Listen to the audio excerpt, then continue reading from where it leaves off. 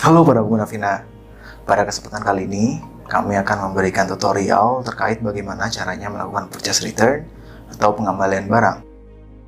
Di form ini digunakan untuk melakukan pengembalian barang kepada vendor. Berikut merupakan beberapa variasi yang mungkin terjadi saat melakukan pengembalian barang. Yang pertama adalah pengembalian barang yang mana barangnya sesuai dengan invoice yang di-return. Yang kedua, pengembalian barang yang mana barangnya tidak 100% sama dengan invoice-nya yang mau di-return. Yang ketiga adalah pengembalian barang dari RI saja atau receive item saja atau dari purchase invoice saja. Yang keempat adalah pengembalian barang dari invoice yang outstanding saja. Lalu yang kelima adalah pengembalian barang dari semua invoice, baik itu yang masih outstanding maupun yang sudah lunas.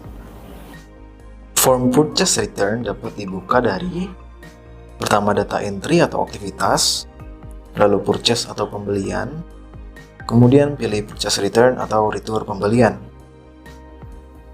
Yang kedua dari transaction list atau daftar transaksi, kemudian purchase atau pembelian, lalu purchase return atau return pembelian, lalu klik new atau baru. Yang ketiga bisa melalui menu navigator, yaitu purchase atau pembelian, kemudian pilih purchase return atau return pembelian. Variasi transaksi yang sebelumnya sudah disebutkan dapat diatur pada essential data atau persiapan, options atau preferensi, transaction list atau transaksi, lalu pada bagian purchase return. Aktifkan all purchase invoice atau semua faktur pembelian, maka semua invoice baik yang sudah lunas maupun yang belum lunas bisa di-return. Akibat dari meretur invoice yang sudah lunas, maka pada daftar invoice di transaction list atau daftar transaksi, kemudian di purchase invoice atau faktur pembelian akan bersaldo minus. Pilih outstanding invoice atau faktur belum lunas, maka hanya invoice yang belum lunas saja yang bisa di-return. Lalu checklist can enter any item in purchase return, maka memungkinkan Anda dapat melakukan return barang yang tidak berasal dari purchase invoice yang sama. Checklist show cost information atau menampilkan informasi harga pokok untuk menampilkan pesan saat melakukan return pembelian, di mana Anda melakukan perubahan terhadap unit price. Perubahan unit price tersebut apabila tidak sama dengan harga pokok barang yang bersangkutan atau sesuai dengan metodenya FIFO atau average, akan dicatat keselisih di akun COGS.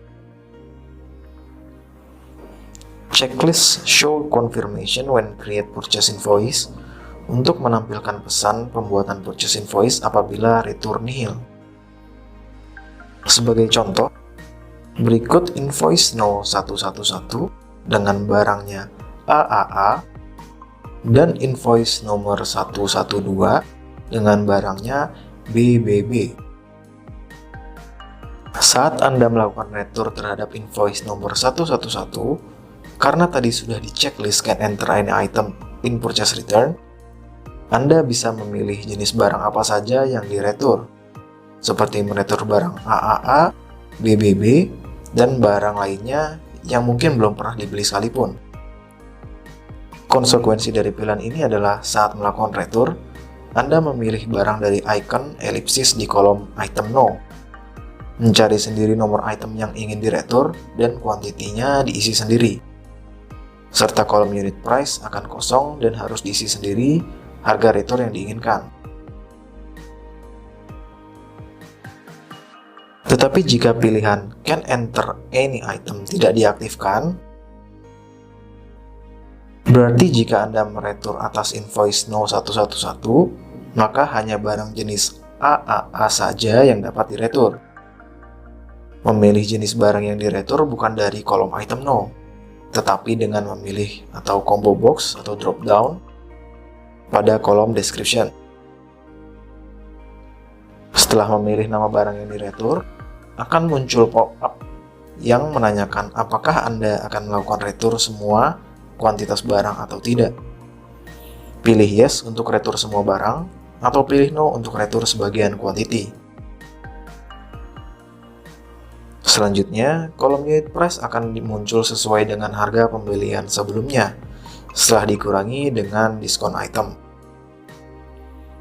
Jumlah yang muncul di kolom unit price ini bisa diedit. Perubahan terhadap harga ini dapat mengakibatkan selisih perhitungan inventory yang akan dibebankan ke akun harga pokok penjualan untuk masing-masing GL account item yang diretur tersebut. Jika GL account menggunakan akun COGS yang sama, maka akan digabungkan menjadi satu. Berikut merupakan jurnal yang terbentuk dari purchase return dari transaksi receive item dan purchase invoice. Yang pertama, jurnal purchase return dari receive item yang ditarik dari purchase order.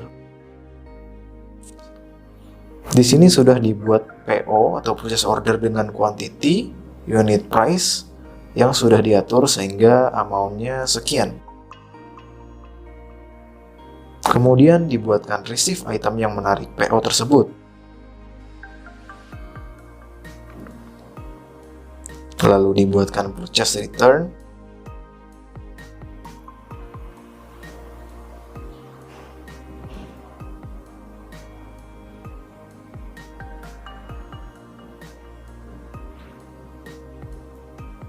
Berikut jurnal yang terbentuk dengan nilai sesuai dengan amount PO dan receive itemnya.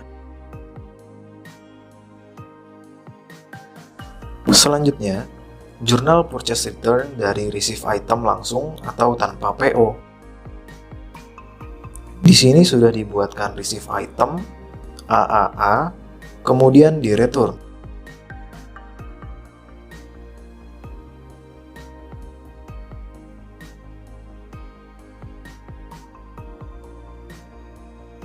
Maka jurnal yang terbentuk seperti berikut dengan nilai 0. Selanjutnya, jurnal purchase return apabila unit price-nya tidak diubah. Misalnya, sudah dibuatkan purchase invoice dengan quantity, unit price, dan kode pajak seperti berikut, lalu dibuatkan purchase return tanpa mengubah unit price-nya.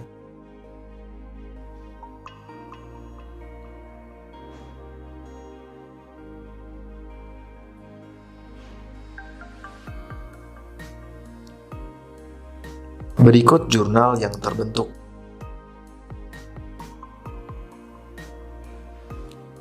Selanjutnya, jurnal purchase return apabila unit price-nya diubah.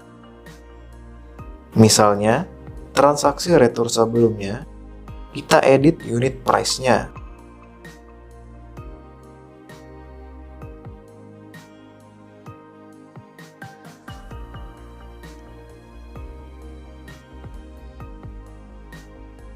Maka jurnal yang terbentuk sebagai berikut. Retur pembelian yang berasal dari receive item diberikan batasan sebagai berikut.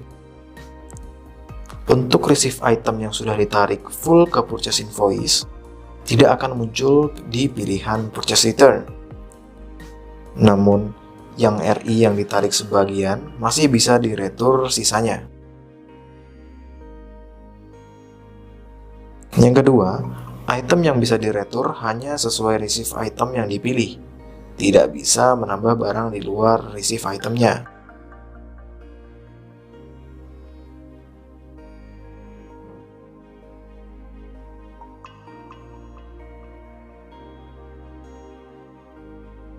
Yang ketiga, unit price pada purchase return jika meretur RI tanpa PO adalah 0 atau tidak dapat diedit.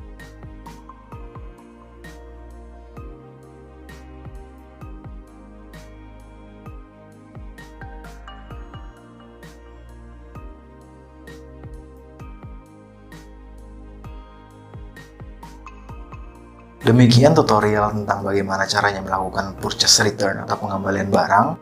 Terima kasih dan sampai jumpa pada tutorial berikutnya.